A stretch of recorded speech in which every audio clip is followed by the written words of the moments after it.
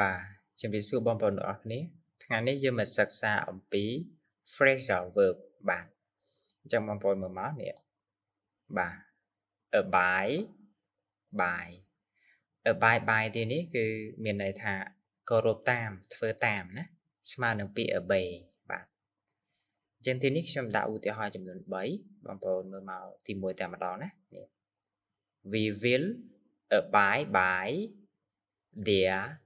decision we will abide by their decision មានន័យថាពួកយើងនឹងគោរពតាមការសម្រេចចិត្តរបស់ពួកគេណា their decision ហ្នឹងគឺការសម្រេចចិត្តរបស់ពួកគេណា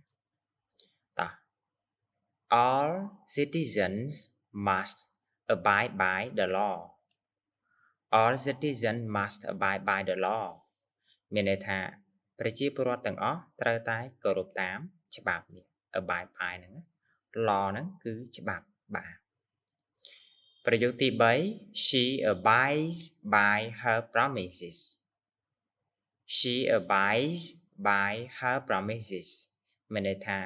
នាងគោរពតាមការសន្យារបស់នាងបាទ promises នេះគឺសន្យាណាបាទអញ្ចឹង phrasal verb ទីនេះគឺ abide by ប្រែថាគោរពតាមឬក៏ធ្វើតាមបាទសូមអរគុណ